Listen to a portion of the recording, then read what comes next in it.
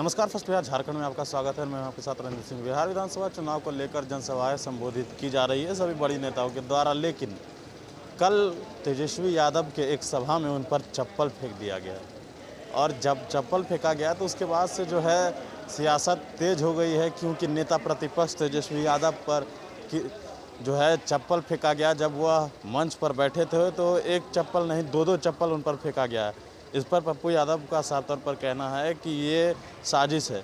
और वहीं उपेंद्र कुशवाहा जो रालोसपा के सुप्रीमो हैं, उन्होंने कहा है कि ये कोई भी किया है तो यह गलत बात है, ये चीज़ नहीं होना चाहिए। अगर आपको नेता नापसंद है तो आप वोट ना दें, दूसरे तरीके से आप विरोध करें, लेकिन ये चप्पल फेंकना दुर्व्यवहार है। पप्पू यादव और उपेंद्र कुशवाहा क्या कुछ कह रहे हैं वो सुनिए। अब मुझे इस सब में मत पड़ाइए, ये जनता को तय करने दीजिए कौन क्या फेंक रहे हैं। हमको लगता है मैच फिक्सिंग है इस सब लोगों को, एक दूसरों ये बिहार की कोई चर्चा नहीं करना, अपनी कमजोरी छुपाने के लिए ये सब चीज़, ये आवास है, ये मार्केटिंग है। ये दोनों सुशासन चाचा भतीजा इसी मार्केटिंग में फंसे रह जाएंगे। बिहार के नौजवानों को चप्पल से या डीएनए से और हमारे गठबंधन से आप नेचुरल गठबंधन करते हो और बदलने की बात करते हो तो समझ नहीं आता। मोदी जी से गठबंधन आप 15 साल से कर रहे हो, कुछ हुआ ही नहीं, तो फ़ायदा क्या? गठबंधन कब से कांग्रेस का चल रहा है और बिहार को नाश कर दिए, तो फ़ायदा क्या? ये यूथ 100 रुपया चाहता है, इसके जेब में 20,000 रुपये की ज़रूरत है और आप यूथ को दिखा रहे हो चप्पल फेंका फेंकी। ये पब्लिक है, सब जानती है, ये सब इन लोगों का मास्टर प्लान रहता है और ये लोग बिहार के मुद्दों को भटकाने के लिए ऐसे चीज़ों को परोसते हैं और ऐसे चीज़ों को प्लान करते हैं।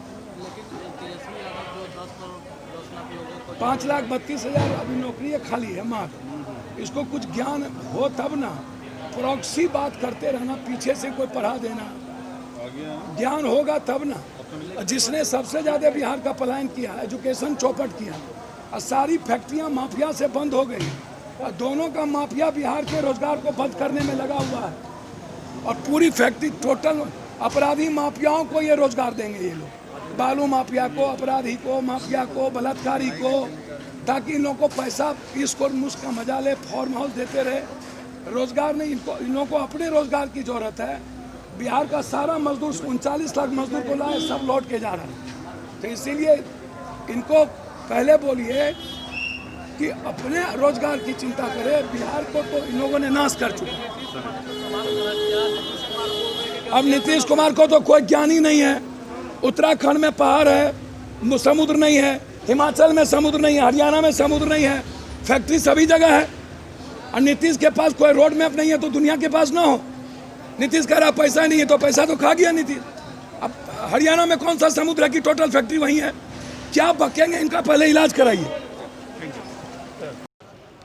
देखिए,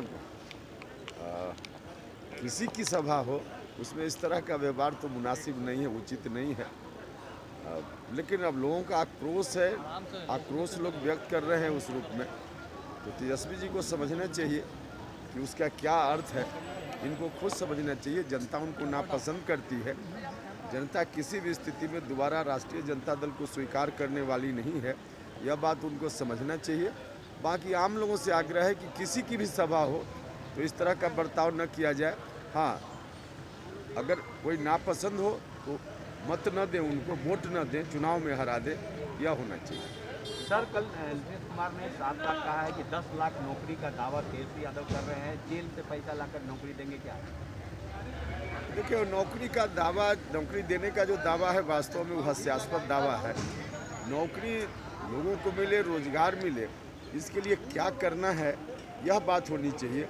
क्योंकि सीधे कोई कलम चला दे उससे लोगों को नौकरी मिल जाएगी, कैसे संभव है?